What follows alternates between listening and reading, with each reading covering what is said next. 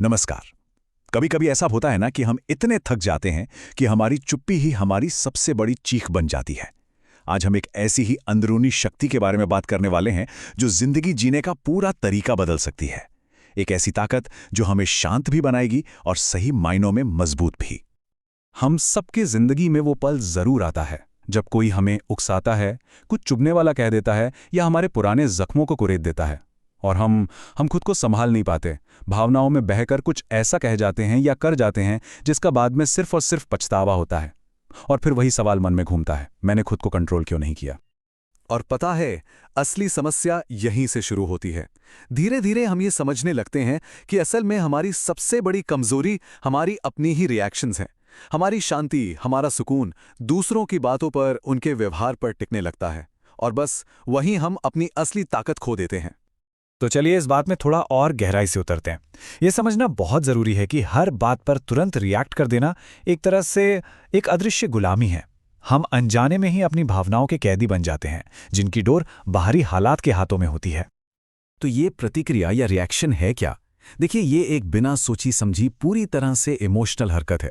यह हमारे दिमाग की एक बहुत पुरानी आदत है, एक तरह का सर्वाइवल मोड। जैसे ही हमें कोई खतरा महसूस होता है, दिमाग का एक हिस्सा हमें फौरन जवाब देने के लिए उकसाता है, और इसी जल्दबाजी में हम अपना विवेक और अपना कंट्रोल खो बैठते हैं। ये एक बहुत ही ज़रूरी बात है, इसे ध्यान से समझिए।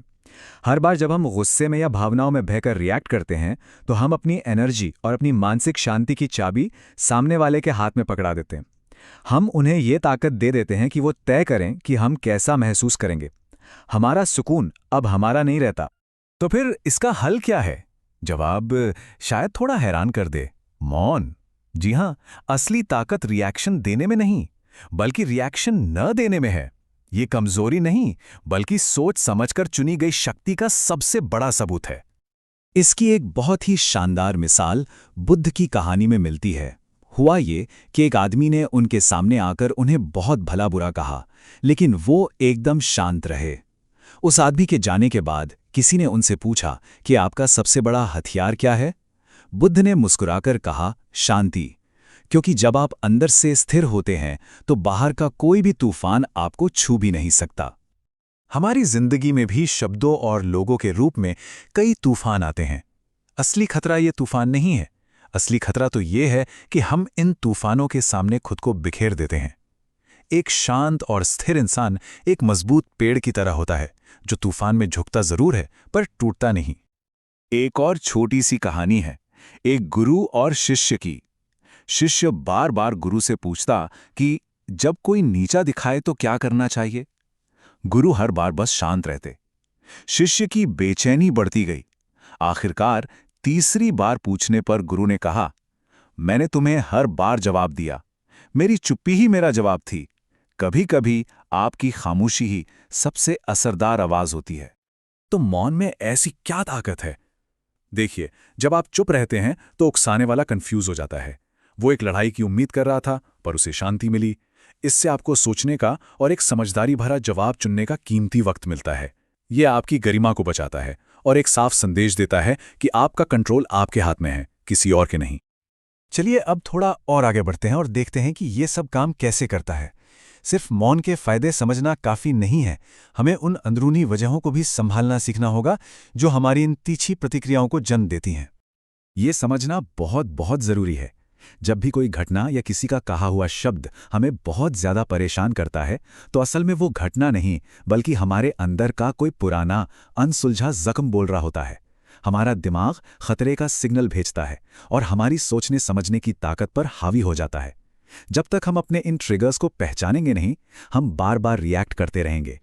तो जब भी ऐसा महसूस हो कि आप ट्रिगर हो रहे हैं, तो ये 4 कदम उठाने की कोशिश करें। सबसे पहले उस भावना को बस महसूस करें और स्वीकार करें। उसे सही गलत मत ठहराइए।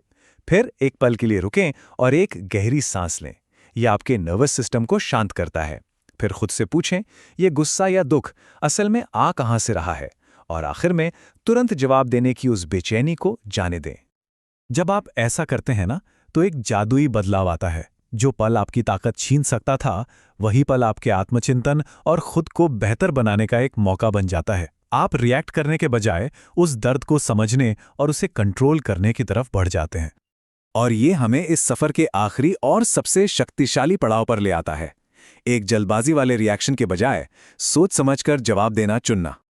देखिए, प्रतिक्रिया यानी रिएक्शन और जवाब यानी रिस्पॉन्स, इन दोनों के बीच जमीन आसमान का फर्क है। रिएक्शन एक पल में होता है, बिना सोचे समझे, जैसे किसी गर्म चीज को छूते ही हाथ हटा लेना। लेकिन जवाब एक सोचा समझा कदम होता है।